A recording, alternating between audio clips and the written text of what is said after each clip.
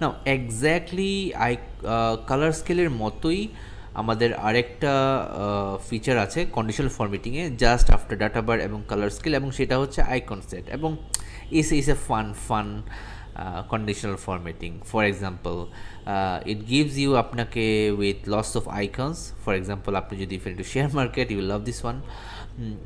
অথবা আপনি যদি টেলিকমে থাকেন তাহলে it's an interesting one. My personal favorite is this traffic signals. So এটা কি ইন্ডিকেট করে? এটা ইন্ডিকেট করে যে আমার green is good, yellow is moderate and red is bad, fine. So what now আমার কতর বেশি হলে আমার এটা গ্রিন হবে? বাই দ্য এই সবগুলো কিন্তু বেশ ডাইনামিক। ফর এক্সাম্পল, আমি যদি এই 175 যেটা এখানে রেড হয়ে আছে এটাকে যদি আমি 2000 করে দিই, it should be green and it is, এবং ওর আপেক্ষে অন্যরকমই গিয়েছে। সো এতক্ষণ আমরা দেখছিলাম যে আমরা কালার স্কেল, আইকন সেট আমরা সিলেক্ট করে ধরছি এবং তা হয়ে যাচ্ছে, বাট আমরা এর থেকে আরও অনেক বেশি কিছু করতে পারি, আমরা এটাকে আরও কন্ট্রোল করতে পারি।